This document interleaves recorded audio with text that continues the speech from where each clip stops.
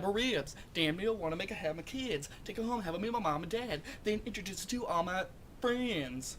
Alright, enough of that shit. So, today, another album review by a band that you've all heard of, for sure, The Used. What? The Used? They have a discography that extends past In Love and Death? Oh my goodness! For some reason, a lot of friends of mine, just a lot of people I've talked to, don't seem to realize that they have anything after In Love and Death. I know the album that came after that had one or two hits off of it that was getting some radio play, but still, I don't know, I guess a lot of people just kind of missed out, plus completely missed out on Artwork and Vulnerable, as well as the EP that they put out, which, even though they call it an EP, it's 10 tracks, and it's, I guess it's a bunch of B-sides from the first album, the self-titled, and In Love and Death, and the one after that, I believe.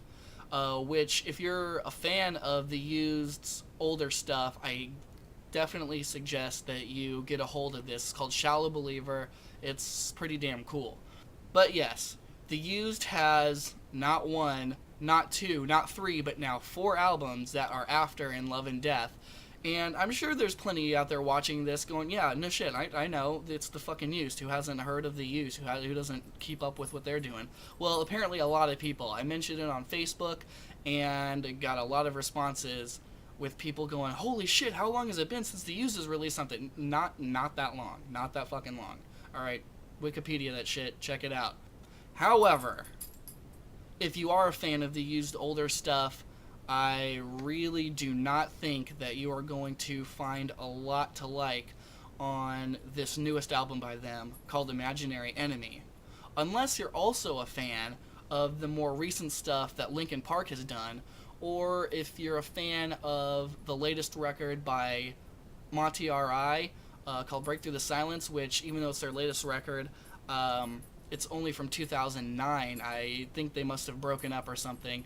I really like their first album called Wall of People, and they're a band that probably did take a bit of influence from The Used, as well as bands like Coheed and Cambria and just some more sort of epic rock bands. Alright, getting a little bit on a Monty R.I. tangent here, but anyway, their Break Through the Silence album sort of sounds a little bit what this new The Used album sounds like, as well as, like I already said, Linkin Park's newer stuff. Yes, this is a very sort of mainstream sounding album for The Used. They do have a few songs on here that go into some heavy territory.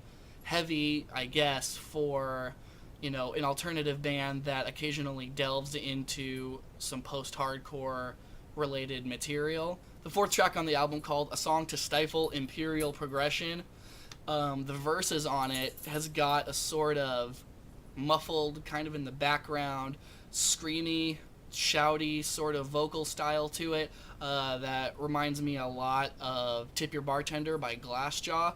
But then it kind of goes into this sort of funkier riff where he's singing really generic and kind of cheesy Occupy Wall Street sort of, you know, political, the government's trying to fuck us all over kind of stuff.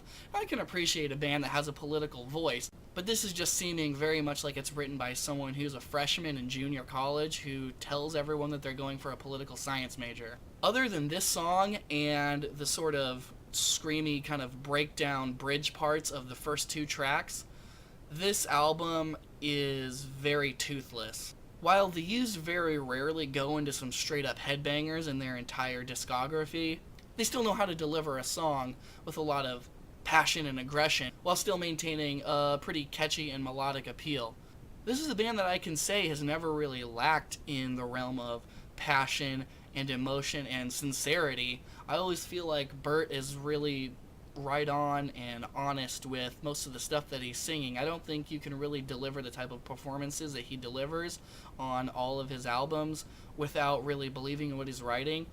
But for the most part, this album, for the first time, seems like, I don't know, is he bored? Is he just trying to go into sort of a newer sort of political, social realm that he hasn't gone into, that he believes in and wants to be a part of, but he just can't really find the right way to write lyrics for it, so he can't actually sing something he really feels, even though it's a message he wants to feel and wants to believe in. I don't know. I can't speak for the dude. I don't know him. I don't know what he's really into, but I'm just not buying it on this album. The songs LOVE and Generation Throwaway are two songs on this album that I actually kind of did like, because this album is less heavy and more on a mainstream vibe than anything else that they've done. And even though LOVE is cheesy as fuck, I still feel myself kind of tapping my toes to it. As a whole, I'm really not feeling this album. I wanted to. I've always liked The Used. Seen them live a couple times. They're fucking awesome. I would definitely still see them live again, because I'm sure that they wouldn't play this entire album live. And the few songs that I think they probably would play live off of it, like Revolution and the lead-off single Cry, and also the Imperial Progression Death Star Stormtrooper song, whatever it's called, would probably sound pretty banging live. But as a whole, I'm just not feeling this album. I didn't completely hate it. Like I said, there was a couple songs on here and a couple parts in songs that I thought were alright. Usually if I think an album completely sucks, I think of it this way. If I were to get in my friend's car and he had the CD playing, would I think he's a fucking asshole for putting it on? And no, I wouldn't think he's an asshole for having this album on. If I'm on a fun, leisurely drive into town just having a good time with my friend and this thing was playing, I would probably find myself nodding my head and tapping my toes a little bit. But on my own, in my own car with no one around, or in my earbuds when I'm working out, this album is not going to do it for me. So unfortunately, I'm going to have to give it a little sad bowl of Lucky Charms. Okay, so that's it.